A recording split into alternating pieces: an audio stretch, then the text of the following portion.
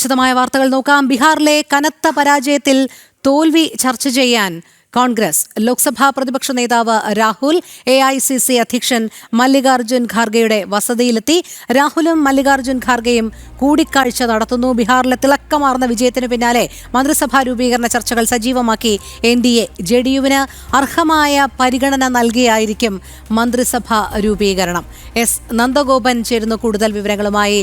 നന്ദൻ, വലിയ തിളക്കമാർന്ന വിജയത്തിന് ശേഷം ഇപ്പോൾ ഏറ്റവും ഒടുവിലായി നടക്കുന്നത് മന്ത്രിസഭാ രൂപീകരണവുമായി ഉള്ള ചർച്ചകളാണ് എന്ന് മനസ്സിലാക്കാൻ കഴിയുന്നുണ്ട്. അതോടൊപ്പം ബീഹാറിലെ കനത്ത പരാജയത്തിൽ ചർച്ച ആരംഭിച്ചിരിക്കുകയാണ് കോൺഗ്രസ് എന്നും മനസ്സിലാക്കാൻ കഴിയുന്നു. രണ്ടുമായി ബന്ധപ്പെട്ട വിവരങ്ങൾ.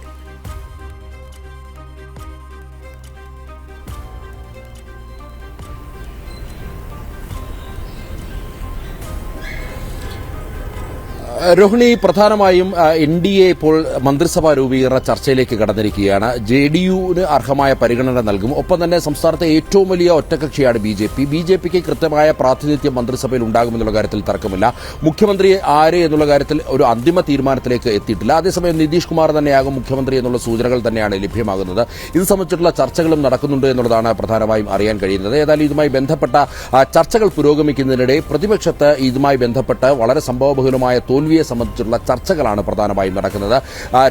പ്രതിപക്ഷ നേതാവ് രാഹുൽ ഇന്നിപ്പോൾ AICC അധ്യക്ഷൻ മല്ലികാർജ്ജുന ഖാർഗെയുടെ വീട്ടിലെത്തി ഇതുമായി ബന്ധപ്പെട്ട ചർച്ചകളിലേക്ക് കടന്നിരിക്കുന്നു എന്നുള്ളതാണ് മനസ്സിലാക്കാൻ കഴിയുന്നത്. പ്രധാനമായും കോൺഗ്രസ് ഉന്നയിക്കുന്നത് തെരഞ്ഞെടുപ്പ് കമ്മീഷനെ തന്നെയാണ്. കോൺഗ്രസ് ഉന്നം വെക്കുന്നതും തെരഞ്ഞെടുപ്പ് കമ്മീഷനെ തന്നെയാണ്. ഈ കനത്ത പരാജയത്തിന് കാരണം അത് തെരഞ്ഞെടുപ്പ് കമ്മീഷനാണ്. അതേപോലെ തന്നെ ബീഹാറിൽ നടപ്പിലാക്കിയ SIR നടപടികളാണ് എന്നുള്ളതാണ് തെരഞ്ഞെടുപ്പ് കമ്മീഷൻ. ഈ തെരഞ്ഞെടുപ്പ് കമ്മീഷനെ പഴിച്ചുകൊണ്ട് കോൺഗ്രസ് ഇപ്പോൾ അത്തരം നേതാക്കൾ അത്തരം പ്രതികരണങ്ങൾ നടത്തുന്നു എന്നുള്ളതാണ്. അതിൽ പഴിചാരിക്കൊണ്ട് രക്ഷപ്പെടാൻ അല്ലെങ്കിൽ തോൽവിയിൽ നിന്നും അല്ലെങ്കിൽ മുഖം രക്ഷിക്കുവാൻ വേണ്ടിയുള്ള അത്തരം ശ്രമങ്ങൾ കോൺഗ്രസിന്റെ ഭാഗത്തുനിന്ന് നടക്കുന്നു. അത് കൂടുതൽ ഏത് രീതിയിൽ പ്രചരിപ്പിക്കാമെന്നത് സംബന്ധിച്ചുള്ള ചർച്ചകളാണ് ഈ മല്ലികാർജ്ജുന ഖാർഗെയുടെയും അതേപോലെ തന്നെ രാഹുലിന്റെയും നേതൃത്വത്തിൽ നടക്കുന്നത്. സാധാരണഗതിയിൽ CPM ക്യാപ്സൂൾ ഇറക്കുന്നത് പോലെ തെരഞ്ഞെടുപ്പ് കമ്മീഷനെ പഴിചാരിക്കൊണ്ട് ഈ ബീഹാർ തെരഞ്ഞെടുപ്പിൽ മുഖം നഷ്ടമായ കോൺഗ്രസിന് അത് രക്ഷിക്കുവാൻ വേണ്ടിയുള്ള ശ്രമങ്ങൾ ആണ് ഇപ്പോൾ നടക്കുന്നത് എന്നുള്ളതാണ് മനസ്സിലാക്കാൻ കഴിയുന്നത്. കനത്ത പരാജയമായിരുന്നു ബീഹാറിൽ കോൺഗ്രസിന് നേരിടേണ്ടി വന്നത് എന്നുള്ളതാണ്. 61 മണ്ഡലങ്ങളിൽ മത്സരിച്ച കോൺഗ്രസ് വെറും 6 മണ്ഡലങ്ങളിൽ മാത്രം വിജയിക്കുന്ന ഒരു സ്ഥിതിയായിരുന്നു. ബീഹാർ മണ്ഡലം രൂപീകരിച്ച അല്ലെങ്കിൽ ബീഹാർ സംസ്ഥാന രൂപീകരണം 1952 നടക്കുമ്പോൾ അന്ന് 42% വോട്ട് നേടി സംസ്ഥാനത്തെ വലിയ ഭൂരിപക്ഷം വോട്ട് നേടി അധികാരത്തിൽ വന്നതാണ് അന്ന് കോൺഗ്രസ്. പിന്നീട് തുടർച്ചയായ 3 വർഷം ബീഹാറിലെ ജനങ്ങൾ കോൺഗ്രസിന് അവസരം നൽകി എന്നുള്ളതാണ്. 4ാം അസംബ്ലിയിലേക്ക് വന്നപ്പോഴാണ് കോൺഗ്രസിന് പ്രതിപക്ഷത്തിരിക്കേണ്ടി വന്നത്. പിന്നീട് 2 തവണയും കോൺഗ്രസ് തന്നെ അധികാരത്തിൽ തുടരുന്ന ഒരു സാഹചര്യം ഉണ്ടായിരുന്നു. ഏതാണ്ട് 1990 മുതൽ പിന്നീട് കോൺഗ്രസിന് വലിയ പരാജയം ആണ് ബീഹാറിന്റെ മണ്ണ് നൽകിയത് എന്നുള്ളതാണ്. അതായത് കഴിഞ്ഞ അധികാരത്തിലിരുന്ന നാളുകളിൽ നടത്തിയ അഴിമതികളുടെ ഒരു പശ്ചാത്തലത്തിലാണ് ബീഹാർ ജനത പൂർണ്ണമായും കോൺഗ്രസിനെ പുറങ്കാലുകൊണ്ട് തൊഴിച്ചത് എന്നുള്ളതാണ് യാഥാർത്ഥ്യം. അതുതന്നെയാണ് ഇപ്പോൾ ഏറ്റവും ഒടുവിലായി നടന്ന ഇന്നലെ തെരഞ്ഞെടുപ്പ് ഫലം വന്ന ബീഹാർ നിയമസഭാ തെരഞ്ഞെടുപ്പിലും കണ്ടത് എന്നുള്ളതാണ് യാഥാർത്ഥ്യം. 61 ഇടങ്ങളിൽ മത്സരിച്ച് 6 ഇടങ്ങളിൽ മാത്രം വിജയം കാണേണ്ട സ്ഥിതി. 2010 മുതൽ പരിശോധിച്ചാൽ 2010 243 മണ്ഡലങ്ങളിലും കോൺഗ്രസ് മത്സരിച്ചു. വെറും 4 ഇടങ്ങളിൽ മാത്രമാണ് വിജയമുണ്ടായത്. പിന്നീട് അടുത്ത 2015 വരുമ്പോൾ അത് 27 വർദ്ധിക്കുന്ന സാഹചര്യം ഉണ്ടായിരുന്നു. 2020 അത് 17 വീണ്ടും ചുരുങ്ങുന്ന സാഹചര്യം. കഴിഞ്ഞ തവണ ഈ ഒരു 70 മണ്ഡലങ്ങളിൽ മത്സരിച്ചപ്പോൾ കോൺഗ്രസിന് ലഭിച്ചത് 19 സീറ്റുകളാണ്. ഈ 19 സീറ്റുകൾ 19 മണ്ഡലങ്ങളിൽ വിജയിക്കാൻ കഴിഞ്ഞു എന്നുള്ള ആർജവത്തിന്റെ പശ്ചാത്തലത്തിലാണ് ഇത്തവണ കൂടുതൽ സീറ്റുകൾ വേണമെന്ന് RJDയോട് ആവശ്യപ്പെട്ടത്. അതേസമയം കോൺഗ്രസ് അല്ലെങ്കിൽ രാഹുൽ നടത്തിയ വോട്ട് ചോരി യാത്രയൊന്നും ഒരു തരത്തിലും ബീഹാറിൽ പ്രതിഫലനം ചെയ്തിട്ടില്ല അല്ലെങ്കിൽ ചെയ്യില്ല എന്നുള്ള ധാരണ കൃത്യമായി RJDക്കുണ്ടായിരുന്നു, തേജസ്വി യാദവിനുണ്ടായിരുന്നു. അതുകൊണ്ട് തന്നെയാണ് 70 മണ്ഡലങ്ങളിൽ മത്സരിക്കണമെന്നുള്ള കോൺഗ്രസിന്റെ പിടിവാശിക്ക് മുന്നിൽ RJD മുട്ടുവഴക്കാഞ്ഞത് എന്നുള്ളതാണ് യാഥാർത്ഥ്യം. ഏതായാലും RJDയുടെ ആ ഒരു തിരിച്ചറിവ് അത് യാഥാർത്ഥ്യത്തിൽ സംഭവിച്ചിരിക്കുന്നു എന്നുള്ളതാണ്. 6 മണ്ഡലങ്ങളിൽ മാത്രം വിജയിച്ച് കോൺഗ്രസ് മൂക്കുകുത്തിയപ്പോൾ അല്ലെങ്കിൽ കോൺഗ്രസ് പടുകുഴിയിലേക്ക് വീണപ്പോൾ ഇപ്പോൾ അതിനെ എങ്ങനെ കരകയറാം അല്ലെങ്കിൽ അതിൽ നിന്നും എങ്ങനെ മുഖം രക്ഷിക്കാം എന്നുള്ളതാണ്. അതിന് തെരഞ്ഞെടുപ്പ് കമ്മീഷനെ തന്നെ മുൻനിർത്തിക്കൊണ്ടാണ് SIR ആണ് അതിന് പ്രധാന കാരണമെന്ന് വരുത്തി തീർക്കാൻ വേണ്ടിയുള്ള ശ്രമങ്ങളാണ്. നമുക്കറിയാം സുപ്രീം കോടതി പോലും SIRന് അനുകൂലമായി പ്രസ്താവനകൾ നടത്തി എന്നുള്ളതാണ്. SIR ആവശ്യമാണ് എന്നുള്ളത് കോടതിക്ക് പോലും അംഗീകരിക്കേണ്ട സാഹചര്യമുണ്ട്. സംസ്ഥാനത്ത് ഏതാണ്ട് 60 ലക്ഷത്തിലധികം വോട്ടർമാർ അത് വ്യാജ വോട്ടർമാരായിരുന്നു എന്നുള്ളതായിരുന്നു ഈ തെരഞ്ഞെടുപ്പ് കമ്മീഷൻ കണ്ടെത്തിയത്. അതിൽ വിദേശ രാജ്യങ്ങളിൽ ഉൾപ്പെട്ട വിദേശികൾ പോലും മ്യാൻമാർ അടക്കമുള്ള രാഷ്ട്രങ്ങളിൽ നിന്നുമുള്ളവർക്ക് പോലും ബീഹാറിൽ വോട്ടർ പട്ടികയിൽ ഇടം നേടി എന്നുള്ളതാണ്.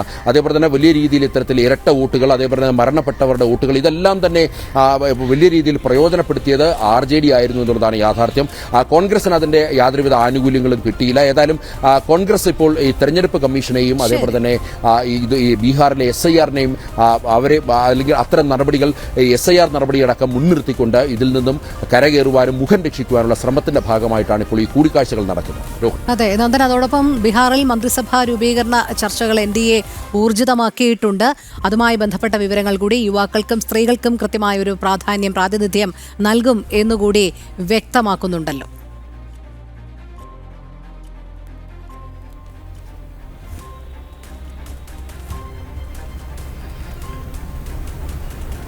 അർഹമായ പരിഗണന ചെറുപാർട്ടികൾക്കും നൽകിയായിരിക്കും മന്ത്രിസഭാ രൂപീകരണം എന്നുള്ള കാര്യത്തിൽ തർക്കമില്ല. പ്രത്യേകിച്ച് BJP ബീഹാറിലെ ഏറ്റവും വലിയ ഒറ്റക്കക്ഷിയായി എത്തിയെങ്കിൽ കൂടിയും JDU-ന്റെ നേതൃത്വത്തിൽ അല്ലെങ്കിൽ നിതീഷ് കുമാറിന്റെ നേതൃത്വത്തിലാണ് ഈ തെരഞ്ഞെടുപ്പ് മുന്നോട്ട് കൊണ്ടുവരുന്നത്, ഈ തെരഞ്ഞെടുപ്പ് പ്രചരണം മുന്നോട്ട് കൊണ്ടുപോയിരുന്നത്.